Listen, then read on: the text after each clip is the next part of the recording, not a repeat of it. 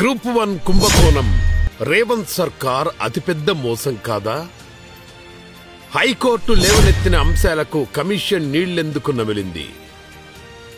కోర్టులో అడిగిన ప్రశ్నలకు రేవంత్ సర్కార్ దగ్గర బదులుందా? ప్రిలిమ్స్ మెయిన్స్ కు వేర్వేరు హాల్ టికెట్లు ఎందుకిచ్చారు? మెయిన్స్ అభ్యర్థుల జాబితాలో అదనంగా చేరిన ఆ 10 మంది ఎవరు? 2 ఉమెన్ ఎగ్జామ్ సెంటర్ల నుంచి 71 మంది ఎంపిక ఎలా సాధ్యం? Triple valuation మతలబేంటి?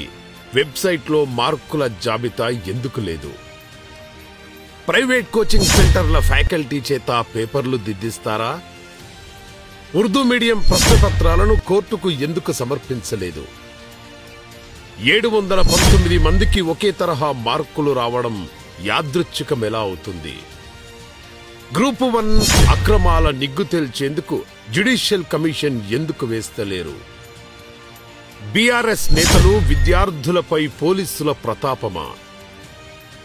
సర్కారు మోసం బట్టబయలైనందుకేనా ఈ నిర్బంధ పర్వం? విద్రోహ రాజ్యంపై నిరుద్యోగ సమరం. బరాబర్ అడుగుదాం మీ టీ న్యూస్ లో.